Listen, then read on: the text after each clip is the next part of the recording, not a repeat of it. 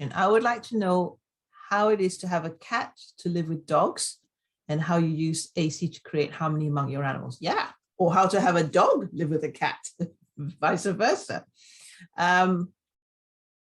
Now, what did I do? So I'll give a personal experience, and then maybe I'll talk about some of the experiences I've had in the professional capacity. So with mine, when I had the idea to invite Ziggy into my life, I knew that Donnie and Mitch, well, Donnie had never lived with a cat before. Mitch had lived with cats with his previous home, but I was told he used to bully the cats. And I knew that with Donnie, he would be very, very excitable, but I knew that in his personality that he wouldn't harm, you know, the cat. He'd just be a little bit kind of boisterous with it. With Mitch, I knew that he, as long as he's not intimidated. So what I did was I knew about the personality. So I'll start off with personality. So rather than can cats live with dogs or can dogs live with cats, I would always look at personality to begin with, because you can get a really placid dog and say a really placid cat. So actually their personality are very compatible. You can have a very placid cat and an excitable dog, but because the cat's so placid and so forgiving and so grounded, you know, then it's likely that they're compatible. So my answer to how to get cats and dogs to live together would be to ask the questions, are their personalities compatible to one another, rather than looking at them as species? Although we're kind of, because again, we're programmed into believing cats don't like dogs. Where did that come from? You know? And recently I've been seeing this Facebook post of my friend who's hatched some ducklings, and she's got bulldogs and they're all on her bed watching TV. It's a hilarious thing. But that's because we're programmed into thinking dogs will eat the ducks, you know, like so many comments from a friend saying, I'm surprised your dogs haven't, you know, bitten or chewed or eaten the ducklings. It's like we've got this, yeah. So personality. So that's what happened with Ziggy. And so what I did was I communicated with Ziggy before I met him that what he needed to do with Donnie was to put his foot down straight away. And for Mitch was to leave Mitch alone. So I already knew their personality. Then what I find really works, and it works because we're coming from a very emotional perspective, because our animals want to know why different members of the family is coming into the home. So regardless, again, about species. So I always want to explain from a very emotional perspective to my current family why I want to bring in another, you know, member into it. So I'm being very honest with them. So when Mia came into the family, I explained to Donnie and Mitch and Ziggy from a very personal, emotional stance why I wanted Mia to join. She reminded me and almost kind of, you know, inverted commas, replaced Merlin's energy a little bit. So I was really honest about that, not just like, oh, she's a dog that needs rescuing, so she needs a home, so let's all give her a home. Feels kind of almost superficial. That was part of the reason, but my main reason was because there was a lot about Mia's energy that reminded me, that gave me a connection with Merlin, but also she would give me the kind of outdoor activity that I wanted. So I was really honest with everybody about it.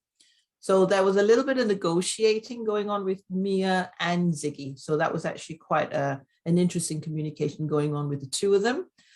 So with Mia, she really needed time to decompress because, you know, she came from Bulgaria. She had a very different life. Not only did she have to adjust to a domestic setting, you know, everything was just too much for her. So she looked as if physically she was going to go at Ziggy. So my communication with Ziggy was very much about, you know, so I was checking with Ziggy how he felt about it.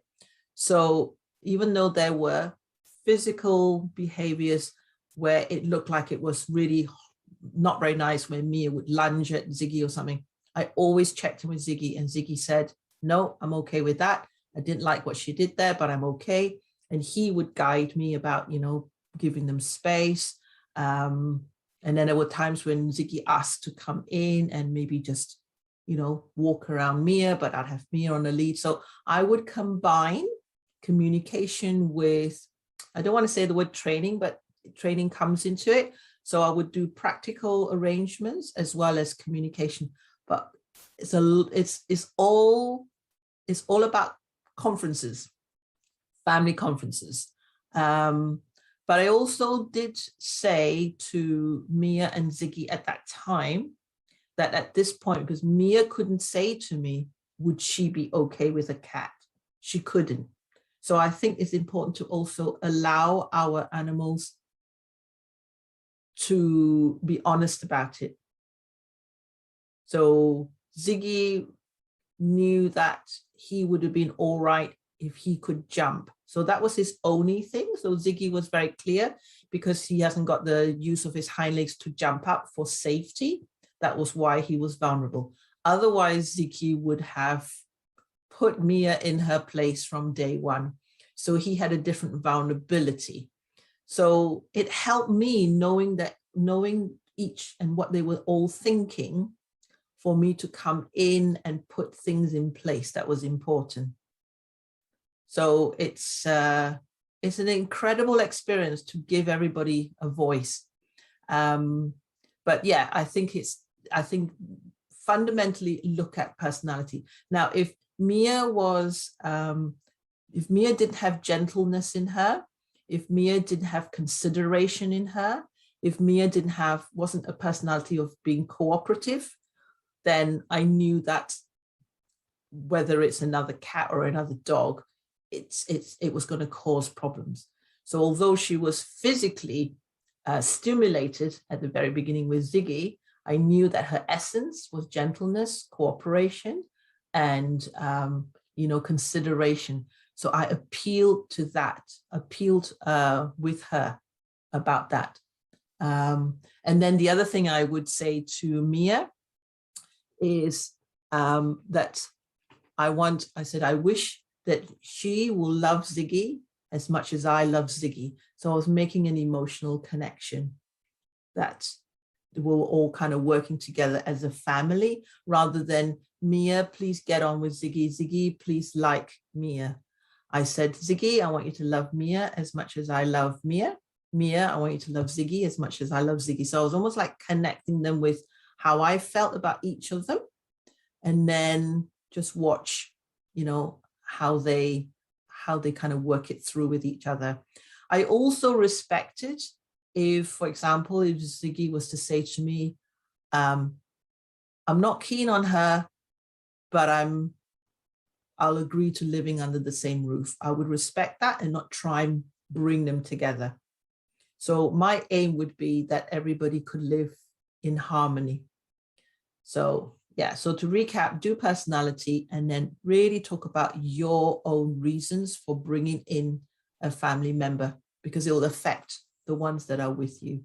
And our pets really, they love us. So if something's important to us, they'll certainly consider that, except if their personality doesn't allow certain changes. Some of them, don't take to changes well. So then we need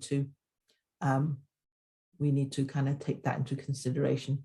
But knowing animal communication, and just kind of the benefits of it, we can communicate with animals before we make that decision that they're definitely coming to us anyway. So you can check in with their personality beforehand.